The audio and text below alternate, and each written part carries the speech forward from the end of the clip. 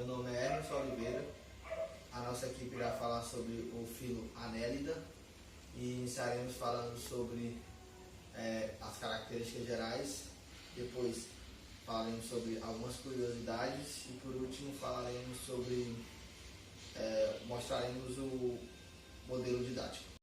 O filo Annelida é compreendido por vermes segmentados, que inclui minhocas, sanguessugas, além de várias espécies que podem ser encontradas no meio marinho ou em água doce. Você pode ir na praia quando a maré estiver baixa e pegar uma pasada de areia lamicenta. Ali você vai encontrar uma riqueza enorme em vermes, que poderia muito maior do que você, geralmente muito maior do que você poderia encontrar, por exemplo, no quintal ou no jardim.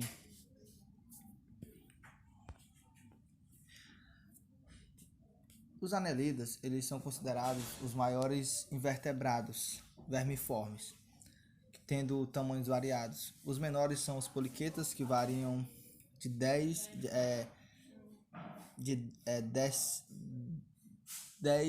milímetros, isso, 10 milímetros, e os maiores são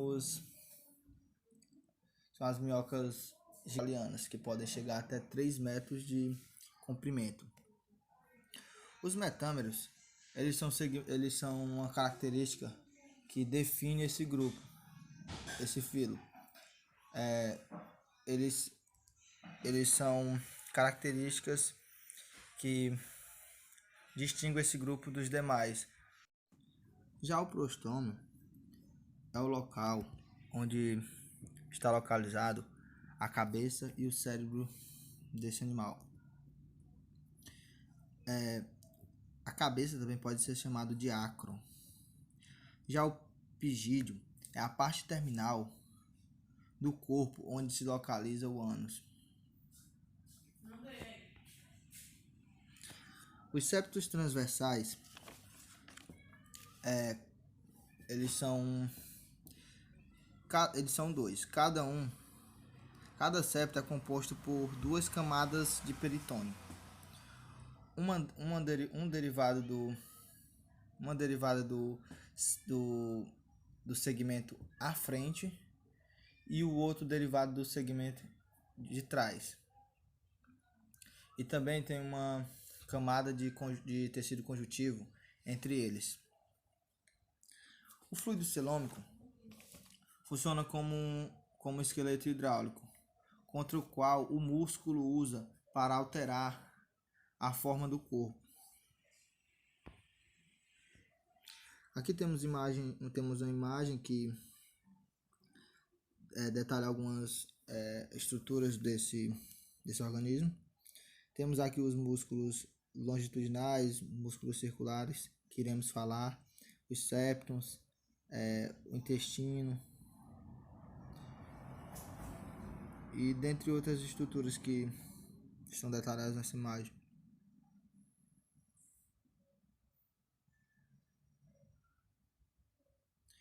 A musculatura,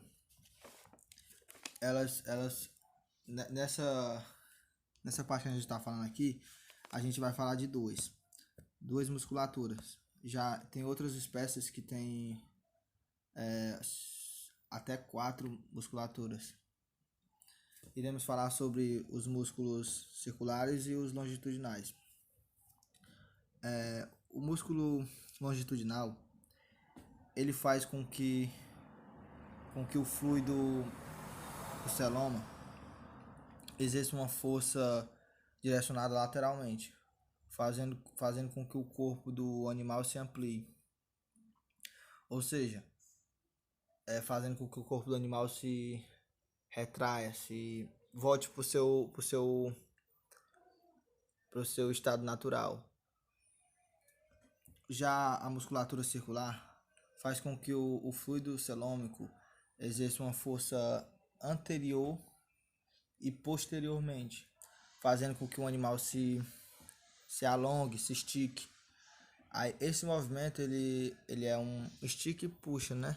Basicamente, o circular faz com que o corpo se estique E o longitudinal faz com que o corpo se retraia, né? Se volte pro seu estado natural. A força que é aplicada lateralmente. As cerdas laterais, elas são pareadas, ou seja, elas são impares. Mas tem algumas espécies desse filo que não tem cerdas em todos os metâmeros.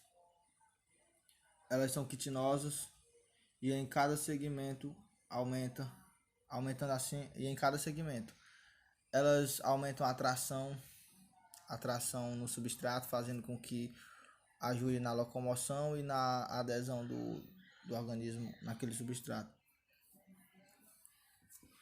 O celoma, em quase todos os tipos de invertebrados grandes, possui um tipo de cavidade corporal chamada celoma. O celoma surge durante o desenvolvimento embrionário, em uma cavidade dentro da mesoderme. Parede corporal. Consiste de uma cutícula de colágeno fibrosa, que recobre e protege o corpo do animal. E uma epiderme glandular, no qual as fibras nervosas se situam, estão ali, né? E uma derme tecidual conjuntiva, de uma espessura variável.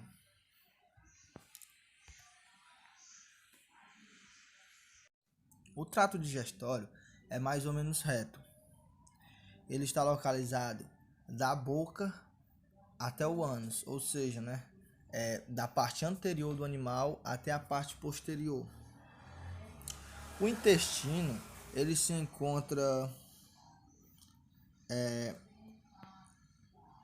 suspenso no celoma, por meio do mesotério longitudinal e dos septos, através do qual o intestino penetra. Esse aqui, no caso, é o trato digestório. Já os nefrídeos filtradores, por onde ocorre a excreção do animal, por onde o animal faz boa parte da sua excreção, não somente pelo ânus, mas esse órgão, essa estrutura, ela ajuda o animal a excretar, né? Muitas vezes quando ocorre um predador tenta capturar esse animal, esse órgão, essa estrutura, ela ajuda o animal a se livrar daquela excreção mais rapidamente, assim, talvez, possivelmente facilitando na sua fuga. Já o sistema sanguíneo, ele é bem desenvolvido e geralmente confinados em vasos pequenos, mas também pode ocorrer seios maiores. O sistema nervoso consiste de uma massa ganglionar dorsal, anterior ao cérebro, um par de conjuntivos anteriores circundando o intestino e um longo cordão nervoso ventral, único ou pode ser também duplo, com inchaços ganglionares e nervos laterais em cada segmento do indivíduo.